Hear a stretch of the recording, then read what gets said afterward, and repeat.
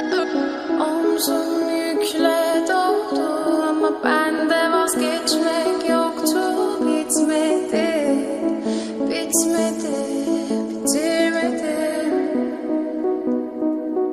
Ben özel değilim ya da öyle bir şey, ama sen varken hep böyle hissettim, böyle hissettim.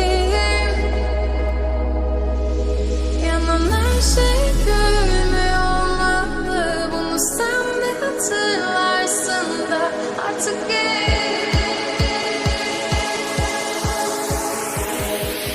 böyle hissettim.